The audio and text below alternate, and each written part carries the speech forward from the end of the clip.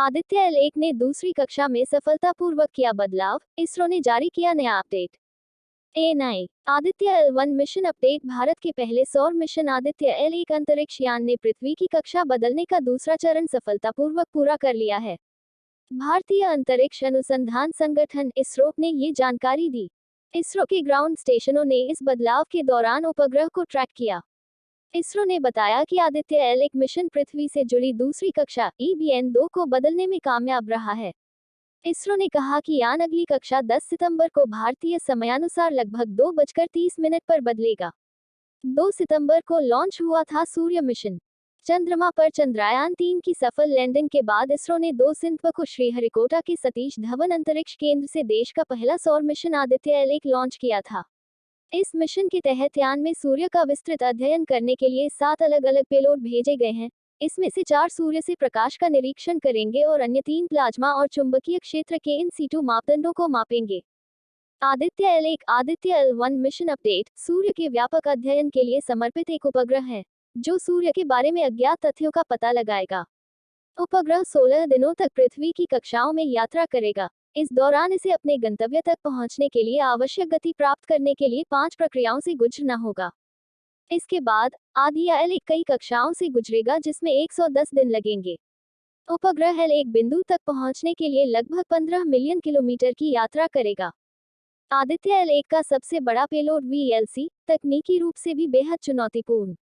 अंतरिक्ष अनुसंधान संगठन का आदित्य एल1 सूर्य की ओर अपने सफर की तरफ निकल चुका है। बीते शनिवार को इसने श्रीहरिकोटा से अपनी यात्रा शुरू की। इस यान में कुल 7 तरह के पेलोड लगाए गए हैं, जिनका काम अलग अलग है, लेकिन इसमें लगाया गया VLC सबसे बड़ा पेलोड है। बेंगलुरु PSLV-C57 द्वारा लॉन्च की गई भारत की पहली सौर अंतरिक्ष वेधशाला आदित्य एल1 ने शनिवार को श्रीहरिकोटा से उड़ान भरी। आदित्य एल1 सूर्य का अध्ययन करने के लिए 7 अलग अलग पेलोड ले गया है, जिनमें से 4 सूर्य के प्रकाश का निरीक्षण करेंगे और 3 प्लाज्मा और चुंबकीय क्षेत्र जैसे अन्य मापदंडों को मापेंगे। आदित्य एल1 को लैग्रेंजियन पॉइंट 1 L1 के चारों ओर एक प्रभामंडल कक्षा में स्थापित किया जाएगा, जो सूर्य की दिशा में पृथ्वी से 1.5 मिलियन किमी दूर है। ये सूर्य के चारों ओर उसी सापेक्ष स्थिति में चक्कर लगाएगा और इसलिए लगातार सूर्य को देख सकेगा। आदित्य एल1 पर सबसे बड़ा और तकनीकी रूप से सबसे चुनौतीपूर्ण payload visible emission line coronagraph या VLC है। VLC को IA के centre for research and education in science technology crest परिसर में एकीकृत, परीक्षण और कैलिब्रेट किया गया था, जो इसरो के साथ पर्याप्त सहयोग से बेंगलुरु के पास होसाकोटे में है। VLC एक आंतरिक रूप से गुप्त कोरोनोग्राफ है, जिसमें 40 अलग अलग ऑप्टिकल तत्व, दर्पण, झंझरी आदि सटीक रूप से संरेखित हैं।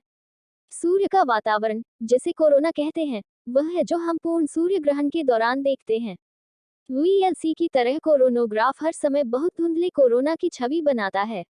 आदित्य एल1 का मुख्य उद्देश्य कोरोनल मास इजेक्शन की उत्पत्ति, गतिशीलता और प्रसार को समझना और कोरोनल हीटिंग समस्या को हल करने में मदद करना है। IA का VLC payload operation centre POC ISRO के भारतीय अंतरिक्ष विज्ञान डेटा सेंटर ISSDC से कच्चा डेटा प्राप्त करेगा, इसे वैज्ञानिक विश्लेषण के लिए उपयुक्त बनाने के लिए इसे आगे संसाधित करेगा और इसे प्रसार के लिए ISSDC को भेज देगा। VLC पेलोड की विशिष्टता VLC किसी भी अन्य सौर अंतरिक्ष वेधशाला की तुलना में सूर्य की डिस्क के करीब सौर कोरोना की छवि बना सकता है। इसका कारण इसरो के लियोस द्वारा बनाया गया अत्यंत सटीकता से पॉलिश किया गया प्राथमिक दर्पण है, जो VLC के अंदर प्रकाश के बिखराव को कम करता है। ये सफेद रोशनी और वर्णक्रमीय रेखाओं में उच्च स्थानिक रिजोल्यूशन और बेहद तेज दर 1 सेकंड में लगभग 3 बार के साथ कोरोना की छवि ले सकता है। IA ने VLC को असेंबल करने के लिए MG के मेनन प्रयोगशाला क्रेस्ट में भारत का पहला बड़े पैमाने का क्लास 10 क्लीन रूम बनाया। इस प्रकार IA का सौर खगोल विज्ञान समुदाय सौर खगोल भौतिकी के साथ साथ हमारे दैनिक जीवन पर इसके प्रभाव के बारे में बुनियादी सवालों के समाधान के लिए आने वाले महीनों में VLC के साथ साथ आदित्य एल1 पर अन्य पेलोड से डेटा को कैलिब्रेट करने और उपयोग करने के लिए तैयार है। आदित्य एल1 में पेलोड। आदित्य एल1 में 7 पेलोड हैं। इनमें से VLC, सूट, HEL10S और SOLEXS टेलीस्कोप शामिल हैं, जो दृश्यमान और अवरक्त VLC पराबैंगनी सूट, कम ऊर्जा एक्स-रे SOLEXS और उच्च ऊर्जा एक्स-रे HELIOS में सूर्य का निरीक्षण करेंगे। वही पपा और एस्पेक्ट सौर पवन के प्लाज्मा गुणों को मापेंगे और मैक चुंबकीय क्षेत्र को मापेगा। आईआई की उत्पत्ति 1786 में मद्रास वेधशाला और 1899 में स्थापित कोडाईकनाल सौर वेधशाला KSO से मानी जाती है। इसमें 15 से अधिक संकाय और 20 से अधिक छात्रों के साथ साथ बड़ी संख्या में इंजीनियरों के साथ सबसे बड़ा सौर खगोल भौतिकी समुदाय भी है।